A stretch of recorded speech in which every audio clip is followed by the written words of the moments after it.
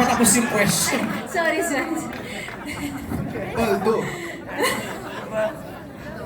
Ulit, gusto mo tapusin kayo na? Sige po, Okay. sige, go ahead. Rate Joshua Garcia's kiss from 1 to 10. 10. Ayan, nag-isip pa. Care to explain? Hindi, kasi nakita nyo, di ba? Siya yung talagang grabe. Talagang ganun lang ako na siya, boom, ang laki ng bibig niya. Bakit? Tatawa ka. Totoo naman eh. Tapos sabi ko, huy, grabe ka na sumipsip yung bibig ko. Yung lipstick ko nawawala. Tapos, ayun, okay naman. Magaling siya. Did you ask for tips from anybody from the set? Direct Money. Si Direct Money po kasi ang nag-direct nun. Okay. Grabe. Dinirect niya pati kung paano yung paghalik, ganyan. Nakikinig kami. You really need that. It's choreography, di ba? Siguro it's fair lang that we ask Joshua also. Rate. Nine. Ay, May room for improvement. Ay! Oh, sige. So next, di ba direct may isa pa? medyo gag kami dun sa 9, ha? Okay. Kasi hindi ko nabuksan yung bibig ko ng ganun eh. Nagets ko na. Okay. Okay. Mula kay J of Certified Kapamilya for JM and Fiang, complete the sentence. Mag-gone ang love mo sa isang tao. Anong isusubok? No. Suko! Suko. Ano suko? Grabe! Sabi ko, sorry pa ulit yung tanong.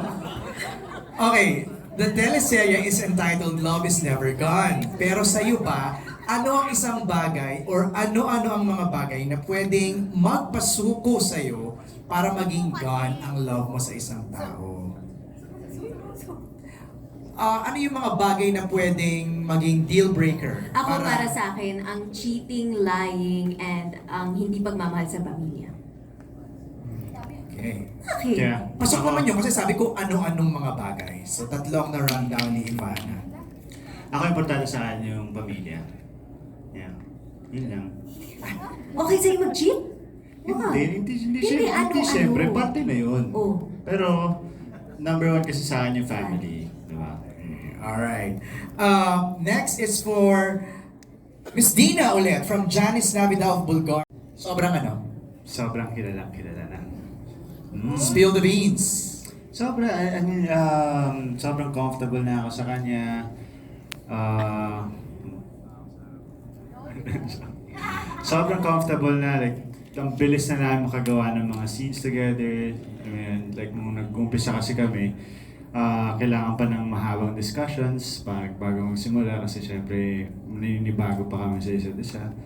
Pero ngayon sobrang lang, like, we're friends, right? No?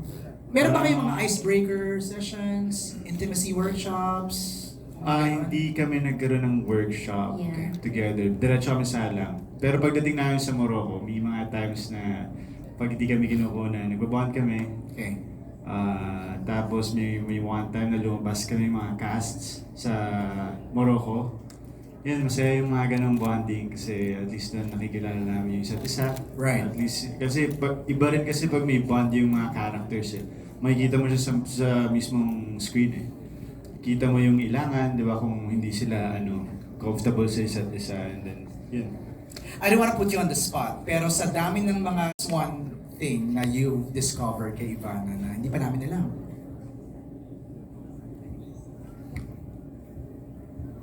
And same with Ivana to Joshua.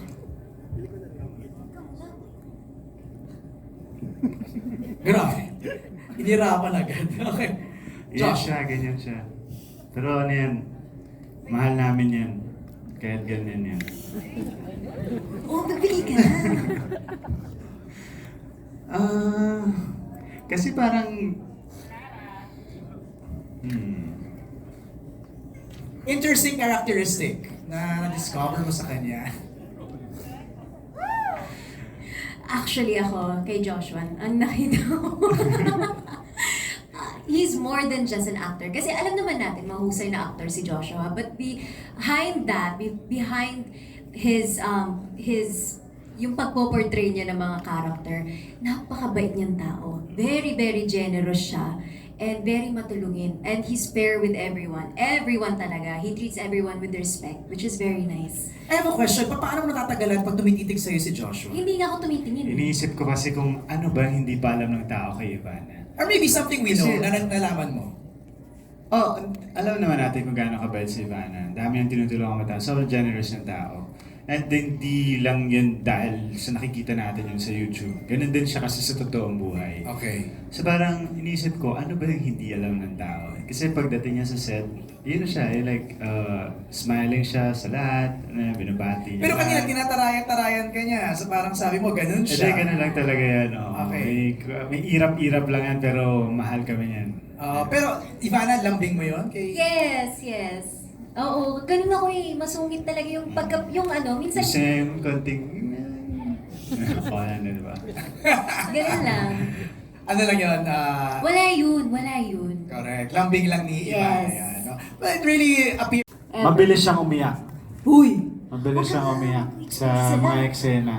Yun yung minsan nagugulat ako. Yung parang nagre-ready pa lang ako, tapos kita ko siya, hala, umiyak na siya. So parang ako natitense na ako. Siya, Mami ko pa talaga na pressure ha. Ako na-pressure sa kanya. Grabe, yung mata pa lang niya, yung gumagano na yung mata niya. Parang wow. Kaya mabilis siyang umiyak. And then parang natutuwa ako kasi every time na gumagawa kami ng scene, parang nasa same page na kami palagi. Parang parehas kami nang nakikita sa eksena. So yeah. Galing. Thank you so much for that kanina, di ba? Yeah. You offered it to Joshua and Ivana. Immediately they said yes. Easy yes, Joshua? Easy yes? Yes, so naman direct man yan. Pagka nag-no ako, baka sapakin na. Joke lang. Lahat ng ginawa ko sa lahat ng ginawa ni Joshua sa Dreamscape, ako yung director niya. Ah, Siya kaya- pwede tumanggi. Oo, yeah. That's why, Ivana, it was an easy yes for you, for sure. Nung Oo. sinabi pa lang Joshua, yes. Hindi. Sinabi, so, nung sinabi yung kwento na it's action, love, sabi ko yes, tapos isushoot daw sa abroad. Ay, bongga, first time ko kasi yun eh.